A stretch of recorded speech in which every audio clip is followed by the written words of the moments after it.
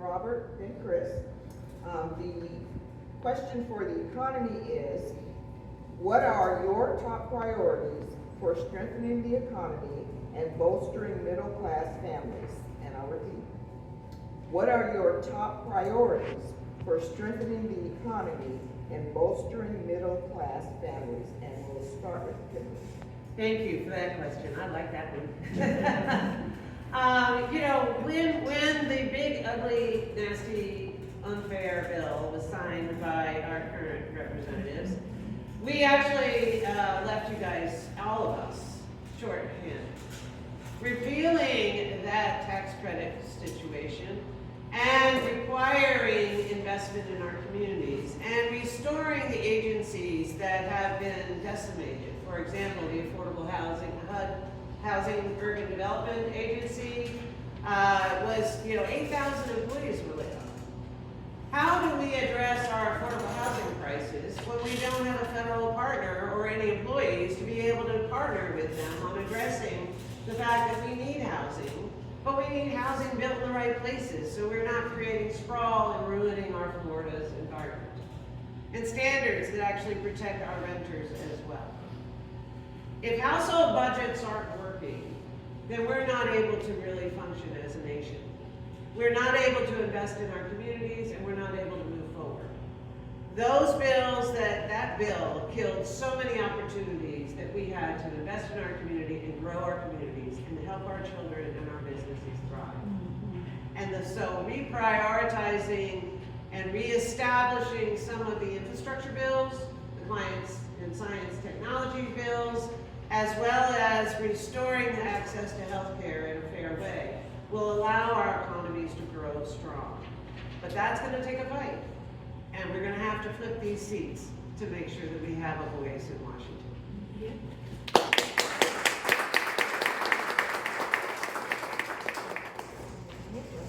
Tax the rich.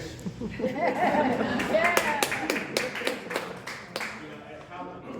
think I said this earlier, so how long has that been an issue, that the billionaires are not being taxed their fair share? But on top of that, while that fixes a lot of the problems we have, we talk a lot about lowering costs, which we actually have to do, but we don't talk, I feel, nearly as much about raising salaries.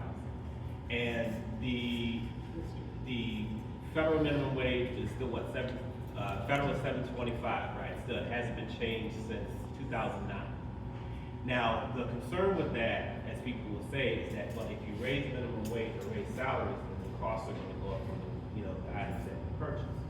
And the pushback on that is these companies, businesses are not going to raise prices but so much because they don't want to lose their customers either. They're only going to do so much because another company or a competing business is going to keep their costs somewhat low to be able to get those customers. So yes, they're going to use things. Now, straight up, they don't have to raise anything because just like the way we're taxed, we don't have to be taxed for everything. Because we won't go after the corruption as we need to, that's what ends up happening. You all end up having to pay for that.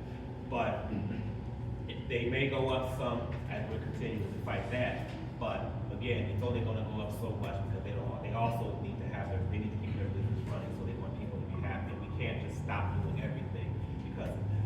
So those would be some of the places that I start. Of course, making sure that we continue to tax the billionaires, but make them pay their fair share instead of all your taxes going up. But again, also let's focus more on increasing and raising salaries too. Not only a livable wage, but a thriving wage, something other than enough to just get by.